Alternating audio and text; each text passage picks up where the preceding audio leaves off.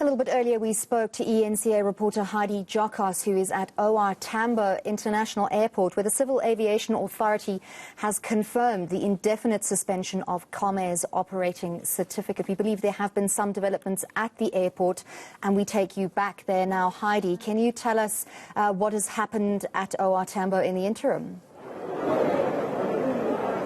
Yes, Annalie, just a short while ago we did see a bit of an argument between passengers and, of course, Comair staff, because you have many frustrated passengers wanting a solution as to what they are expected to do now.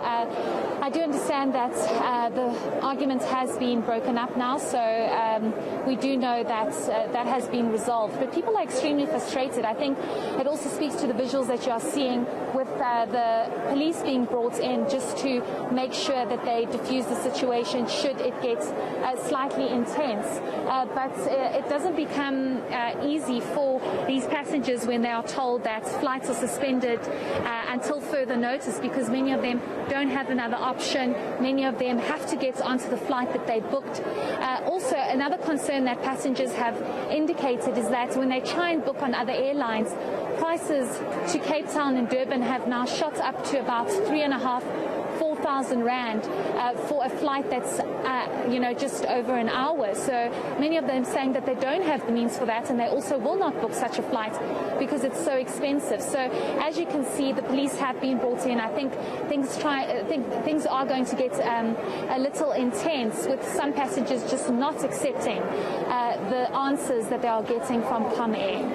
Heidi, when you talk about an argument between hopeful passengers and Comair staff, was that a physical altercation or just a verbal altercation? It was just a verbal altercation, Annalie, with people extremely frustrated, many of them shouting and indicating that they want Comair to provide a better solution.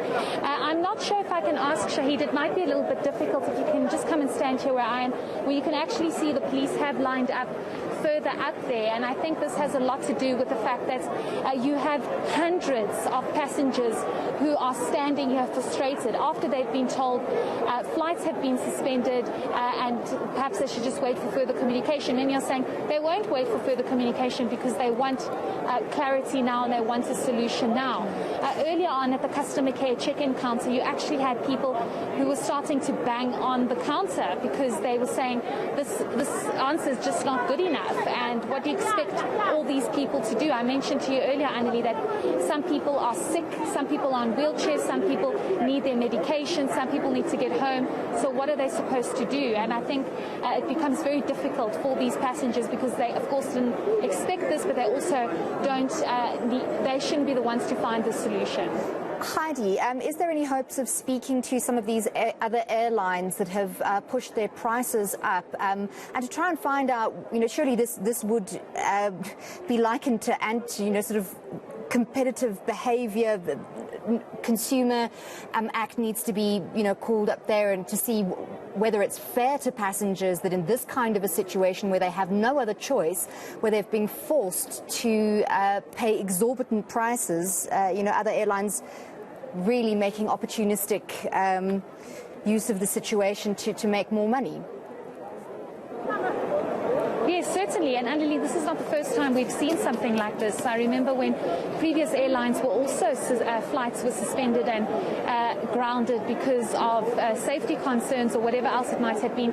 You have flights being, flight prices being dramatically increased. We're not talking about a couple of hundred rands here. It's thousands of rands that they have increased the prices. So we'll definitely try and reach out. I think the biggest one that we're hearing from passengers is SAA flights have increased, and it's going to be difficult for them to book on that. I mean, how do you pay 4,500 rand for a flight to Durban, or 3,500 rand? I'm not sure of the exact price. So we'll definitely have to have a discussion with the various airlines to see what the cause is here and why this is actually happening, because you have desperate passengers here, Annalie. I think these visuals that we're giving you now speak for themselves. Everybody has luggage.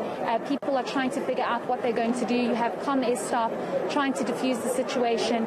Some people might be understanding. They can go back home or to their families or whatever it might be. But some need to get back to work. It's Sunday. Some have come to Johannesburg perhaps for the weekend. And now what are they supposed to do? They're supposed to start work on Monday. So it's a huge problem. And the situation really does remain quite volatile here. Thank you very much, Heidi. We'll check in with you again a little bit later. That was Heidi Giokos coming to us from OR Tambo International Airport.